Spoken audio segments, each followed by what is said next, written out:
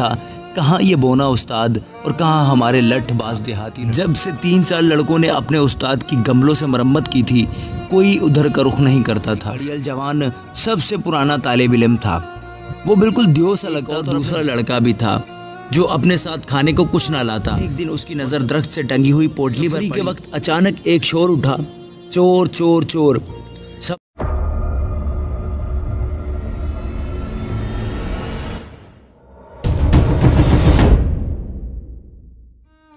इस नए उस्ताद का कद बड़ा मुख्तसर था और यूं लगता था कि इस देहाती स्कूल के शरारती बच्चों पर काबू पाना भी उसके बस का रोग नहीं। पहले ही दिन उसे देखकर बच्चों के वालिदैन ने कहा था, कहाँ ये बोना उस्ताद और कहाँ हमारे लठबाज देहाती लड़के। ये स्कूल 6 माह से बंद था। जब से 3-4 लड़कों ने अपने उस्ताद की गमलों से मरम्मत की थी, कोई उधर का रुख नहीं करता था।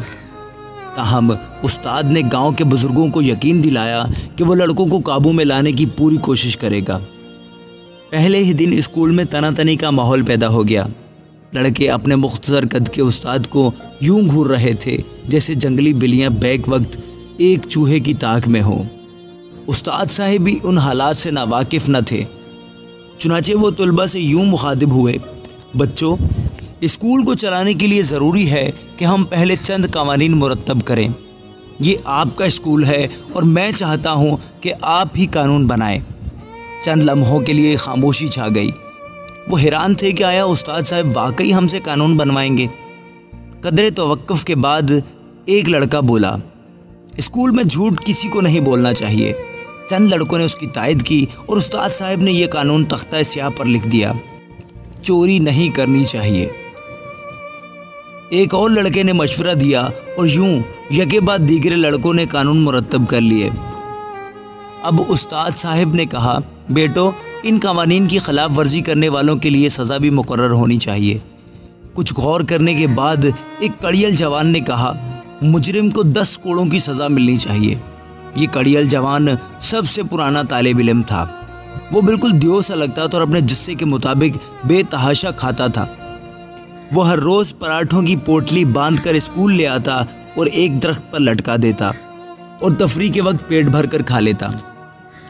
स्कूल में एक और दूसरा लड़का भी था जो अपने साथ खाने को कुछ ना लाता और तमाम दिन भूखा रहता था, इसीलिए वो सबसे कमज़ोर था।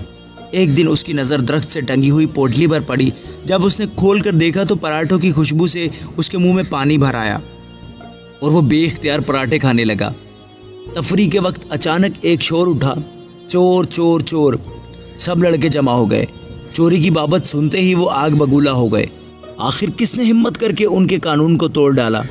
तहकीकात शुरू हुई और थोड़ी ही देर में वो लड़का मुजरिम बनकर सबके सामने खड़ा था। थोड़ी देर के लिए खामोशी छा गई। उस्ताद उस सज़ा का नाम लेना नहीं चाहता था, लेकिन आखिरकार उसे मजबूरन कहना पड़ा, अपनी पीठ नंगी करो, क्योंकि कानून के मुताबिक तुम्हें सज़ा देनी पड़ेगी। ये बड़ा ही दिलगुदाज मंजर था। सब लड़के हैरान थे। वो उस कमज़ोर लड़के की एक एक पसली तक गिन सकते थे। वो 10 कोड़े खाते ही ज़मीन पर ढेर हो जाएगा, लेकिन किसी दूसरे को उसकी सज़ा बर्दाश्त करने की जुर्रत ना थी। आखिर वही कड़ियल लड़का पुकार उठा, क्या ये मुमकिन है कि कोई दूसरा इस सज़ा को बर्दाश्त कर ले? उस्ताद साहिब ने कुछ देर सोचकर कहा, अगर कानून बनाने वाले इसकी इजाज़त दें और आप भी इसको बर्दाश्त करने को राज़ी हों तो कानून का तकाजा पूरा हो सकता है। आखिर वही कड़ियल लड़का खड़ा होकर अपनी कमीज़ उतारने लगा और कहा, मैं इस कमज़ोर लड़के की सज़ा उठाने को तैयार हूँ, और उसने उसकी सज़ा बर्दाश्त कर ली। प्यारे दोस्तों, मैं और आप भी उसी चोर लड़के की तरह हैं जिन्होंने खुदा के अहकाम को तोड़ा है, और इसीलिए हमें वो सज़ा बर्दाश्त करनी होगी जो इंसानी ताकत से बाहर है। हमें आतिश जहन्नुम में जलना होगा। लेकिन ठहरिए, क्या मुमकिन है कि इस कड़ियल लड़के की तरह हमारी सज़ा भी कोई दूसरा बर्दाश्त करे?